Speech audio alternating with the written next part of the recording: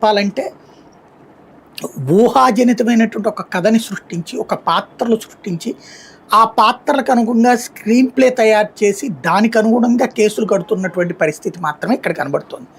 సాధారణంగా ఎప్పుడైనా సరే ఒక కుంభకోణం జరిగింది లేదా ఒక అవినీతి జరిగింది అన్నప్పుడు ఒక బల్క్ అమౌంట్‌ని పట్టుకోవాలా, అట్లాగే దానికి సంబంధించినటువంటి కీలకమైన డాక్యుమెంట్లు, బల్క్ డాక్యుమెంటేషన్ ఉండాలి.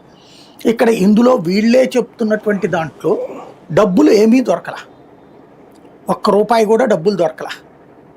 ఇప్పుడు వీళ్ళు ఏం చెప్తున్నారు, 3,500 కోట్ల రూపాయలు తినేశాడని చెప్తున్నారు. 3,500 కోట్లలో 30 రూపాయలు కూడా పట్టుకోవాలి.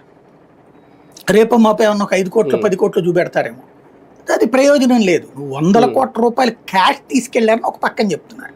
ఇక్కడ దీంట్లో ఉన్న డొల్లతనం ఏంటంటే క్యాష్ ట్రాన్సాక్షన్స్ జరిగినాయి. ఈ క్యాష్ డబ్బు అంతా కూడా వాళ్ళెవరు ఒక రాజకేశ్ రెడ్డి, తర్వాత విజయసాయి రెడ్డి, మిథున్ రెడ్డి, ఇప్పుడు అరెస్ట్ అయ్యి ఉన్నటువంటి మిగతా ధనుంజయ రెడ్డి, కృష్ణమోహన్ రెడ్డి, వీళ్ళందరూ తీసుకెళ్లేసి జగన్కి ఇస్తున్నారు అని చెప్పుకొచ్చారు.